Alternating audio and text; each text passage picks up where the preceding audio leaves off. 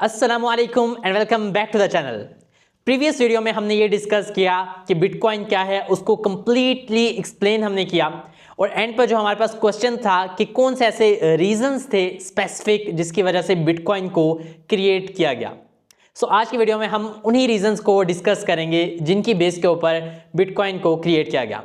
Let's start the video. Bitcoin या crypto को समझने का बेस्ट वे भी यही है कि आप उन प्रॉब्लम्स को फर्स्ट ऑफ ऑल समझें कि जिसकी बेस के ऊपर या जिन प्रॉब्लम्स को सॉल्व करने के लिए बिटकॉइन या क्रिप्टो करेंसी बनाई गई है। जब आप एक दफा उन सब प्रॉब्लम्स को समझ जाएंगे तो आपको इसका बैकग्राउंड मिल जाएगा और आपके लिए तमाम टेक्निकल टर्म्स क्रिप्टो की, बिटकॉइन की बहुत इजी हो जाएंगी। बिटकॉइन के वाइट पेपर के अकॉर्डिंग सतोशी नाकामोटो जो कि बिटकॉइन के क्रिएटर हैं, वो एक ऐसा इलेक्ट्रॉनिक कैश सिस्टम बनाना चाहते थे कि जिसके थ्रू कोई भी पर्सन, इंडिविजुअल पर्सन या कोई भी पार्टी किसी भी दूसरे पर्सन या पार्टी को डायरेक्ट पेमेंट सेंड करे ऑनलाइन, जिसमें उन्हें किसी भी बैंक या फाइनेंशियल इंस्टीट्यूशन की ज़रूरत ना पड़े। अब इसको हम थोड़ा इजी वे में समझते हैं कि जिस तरह फिजिकल कैश होता है, यानी कि पेपर करेंसी, आपका डॉलर, यूरो, पाउंड, पाकिस्तानी रुपी, इंडियन रुपी, आप उसे यूज़ करके किसी भी पर्सन से या किसी भी पार्टी से आप कोई भी सर्विस या कोई भी गुड्स यानी कोई भी चीज़ आप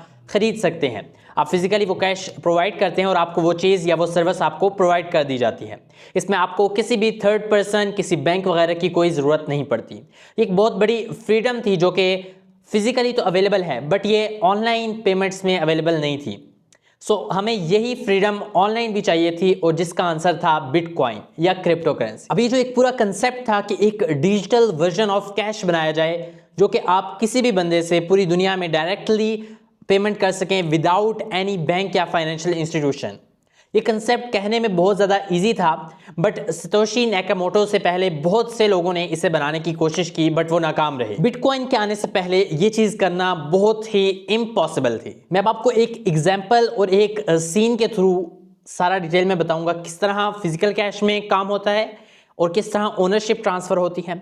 देन हम बात करेंगे कि ऑनलाइन में किस तरह बैंक्स इन्वॉल्व हो गए और फिर हम थर्ड स्टेप की बात करेंगे बिटकॉइन या क्रिप्टो के, जिसमें किसी बैंक वगैरह की ज़रूरत नहीं है और आप ऑनलाइन अपनी पेमेंट्स कर सकते हैं। फॉर एग्जांपल एक पर्सन है, पर्सन ए, जो कि कपकेक बेक करता है और सेल करता है। अब वो कपकेक्स बहुत ही स्पेशल हैं, उनमें ऐसी स्पेशलिटी है कि वो कहीं भी और नहीं मिलते। उस कपकेक की कॉस्ट $1 है। अब एक और पर्सन है, पर्सन बी, जो कि ये कपकेक खरीदना चाहता है। वो पर्सन ए से फिजिकली मिलेगा या उसके स्टोर पे, उसकी शॉप पे, एंड देन वो उसे $1 का बिल दे देगा। तो अब यहाँ पर क्या हुआ एक्चुअली में, पर्सन बी ने $1 का बिल दिया पर्सन ए को। अब उस $1 के बिल को कौन ओन करता है? पर्सन ए। अब पर्सन ए को ये बात यकीन है कि ये $1 का बिल यूनिक और रियल है, यानी कि असली है। अब वो उसे ये बिलीव क्यों आया है? क्योंकि इस $1 के बिल को वो वेरीफाई कर सकता है, क्योंकि उसे वहाँ का, उस गवर्नमेंट का या उस जगह का सेंट्रल बैंक इशू भी करता है और कंट्रोल भी करता है। तो अब ये $1 का बिल क्या बन गया? It's a medium of exchange. Medium of exchange का क्या मीनिंग है? मीडियम ऑफ एक्सचेंज का ये मीनिंग है कि अब और लोग भी इस $1 के एक्सचेंज में उसे कोई भी चीज़ दे सकते हैं, उसे कोई भी सर्विस प्रोवाइड कर सकते हैं और वो सर्विस, ये चीज़ ले सकता है इस $1 के अगेंस्ट। और अब finally person A person B को ये कपकेक दे देगा। अब ये तो हो गया फिजिकली, जब पर्सन बी पर्सन ए के स्टोर या शॉप पर गया। अब सपोज कर लो कि पर्सन बी कहीं बहुत दूर चला जाता है, लाइक इतना डिस्टेंस है कि पर्सन ए खुद जाकर भी उसे डिलीवर नहीं कर सकता और उसे किसी थर्ड पार्टी लाइक TCS वगैरह की सर्विस लेनी पड़ती है डिलीवर करने के लिए, शिपमेंट करने के लिए। अब पर्सन ए पर्सन बी को ये कहता है कि वो तभी उसे डिलीवर या शिपमेंट कर सकेगा कि जब वो उसे पहले कैश प्रोवाइड करेगा देन। बट अब वो कैश उसे कैसे प्रोवाइड करेगा? वो तो ऑलमोस्ट काफ़ी ज़्यादा डिस्टेंस पर है। So here is the problem with the cash. अब कैश को पहले समझते हैं। Cash is the physical form of currency, यानी कि जो भी आपके पास पेपर करेंसी होती है, नोट, डॉलर का नोट, यूरो का, पाउंड का, PKR, INR, ये सब कैश में आ जाते हैं, यानी कि हार्ड करेंसी जो होती है, पेपर करेंसी। अब यहाँ पर आप फिजिकल कैश को तो इंटरनेट के थ्रू ऑनलाइन नहीं सेंड कर सकते। यहाँ पर ये प्रॉब्लम आ गया कि अब आप उसे ऑनलाइन सेंड करेंगे। और ऑनलाइन का क्या मतलब कि आप अपने उस कैश को डिजिटलाइज करेंगे, उसे डिजिटल बनाएंगे, देन आप उसे सेंड कर सकते हैं। अब जब आप अपनी हार्ड करेंसी को यानी कि पेपर करेंसी को डिजिटलाइज करेंगे तो ये भी हो सकता है कि उसे दोबारा क्रिएट किया जा सके और उसे दोबारा रीयूज बार बार किया जा सके। सो इसको रोकना एक बड़ा प्रॉब्लम था तब। अब यहाँ पर एक और प्रॉब्लम ये है कि जो पर्सन बी है उसके पास फिजिकली $1 का नोट या अमाउंट बिल पड़ा हुआ है, बट अब अगर उसने डिजिटलाइज करना है उसे या डिजिटली भेजना है तो उससे अब किसी थर्ड पर्सन यानी कि किसी फाइनेंशियल इंस्टीट्यूशन लाइक बैंक या कोई भी गवर्नमेंट ऑर्गेनाइज्ड इंस्टीट्यूशन जो होते हैं उसको यूज करके उसे सेंड करना पड़ेगा। बट अगर पर्सन बी का बैंक अकाउंट ही ना हो तो इट मीन्स के no cupcakes for person B. For example कि इस सीन में पर्सन बी का बैंक अकाउंट भी अगर मौजूद है, स्टिल वो डिपेंडेंट है फाइनेंशियल इंस्टीट्यूशन पर यानी कि बैंक पर, और इसमें एक थ्रेट और रिस्क भी है उसकी ट्रांजैक्शन में। अभी हम ये समझते हैं कि किस तरह थ्रेट और रिस्क है। फॉर एग्जाम्पल जो लोग उन बैंक्स को रन कर रहे हैं वो कपकेक्स के बहुत ज़्यादा अगेंस्ट हैं, या वो जो लोग भी कपकेक्स बाय कर रहे हैं उसके बहुत ज़्यादा अगेंस्ट हैं, तो वो क्या करेंगे, जो भी ट्रांजैक्शंस कपकेक को खरीदने के लिए की गई हैं उसे वो ब्लॉक कर देंगे।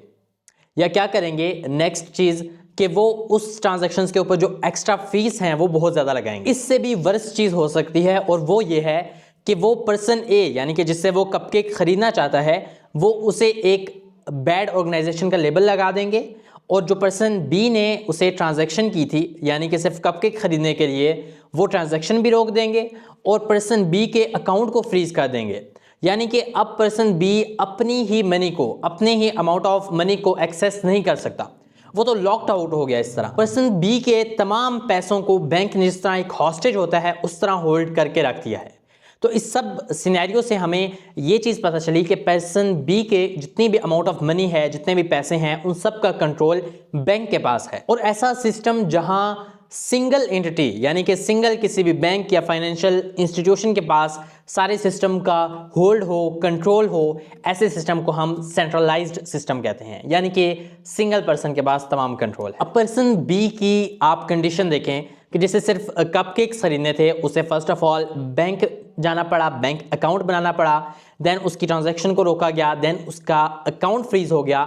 तो वो इस वक्त कंप्लीटली फ्रस्ट्रेटेड है और वो ये सोचता है कि काश कोई ऐसी डिजिटल फॉर्म ऑफ कैश होती कि मुझे बैंक को कंट्रोल ना देना पड़ता या बैंक से मुझे अप्रूवल ना लेनी पड़ती, सारा कंट्रोल मेरी मनी के ऊपर मेरा खुद होता, मेरे पास ये कंट्रोल होता कि मेरी जो अमाउंट ऑफ मनी है उसको मैं चाहे जहां भी इस्तेमाल करूं, जिस पर्सन के साथ भी स्पेंड करूं, मुझे किसी भी गवर्नमेंट या इंस्टीट्यूशन या थर्ड पार्टी के अप्रूवल की ज़रूरत ना होती। सो पर्सन बी को जो ये सारे प्रॉब्लम्स आए इस पूरे सिस्टम में, उसकी बेस के ऊपर उसकी दो डिमांड्स हैं। पहली ये कि उसे एक ऐसा डिजिटल फॉर्म ऑफ कैश चाहिए जो कि बिल्कुल पेपर करेंसी यानी कि जो हमारी अमाउंट ऑफ मनी होती है, डॉलर, यूरो, पाकिस्तानी रुपी, उसकी तरह काम करे।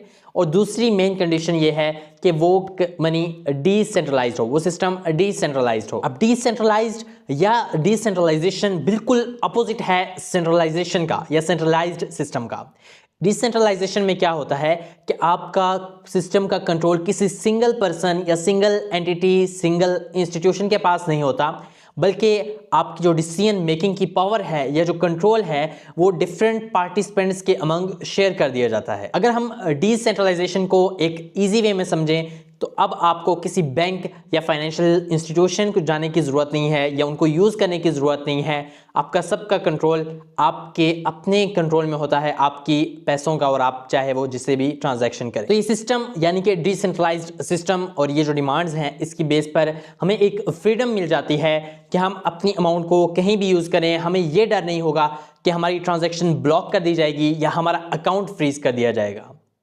अब इस सारे सिनेरियो में जो पर्सन बी है वो हम सब हैं, यानी कि इस सारे प्रॉब्लम्स हमारे साथ हैं और ये डिमांड्स भी हम सब की थी। बट यहाँ पर एक प्रॉब्लम है कि ऐसे डिसेंट्रलाइज्ड कैश को बनाना बहुत ज़्यादा मुश्किल था।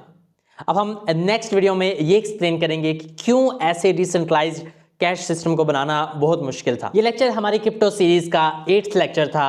इससे पहले के लेक्चर्स में हमने स्टार्ट से ये डिस्कस किया कि व्हाट इज़ क्रिप्टो, देन हमने डिस्कस किया what are the properties of crypto, then हमने डिस्कस किया how crypto is an emerging asset class, किस तरह क्रिप्टो एक इमर्जिंग एसेट क्लास है। देन हमने डिफरेंट एसेट क्लासेस को डिस्कस किया and then further on. I hope so you like this video. Don't forget to like, share and subscribe the channel for more such videos. I C you in the next video. Till then, bye.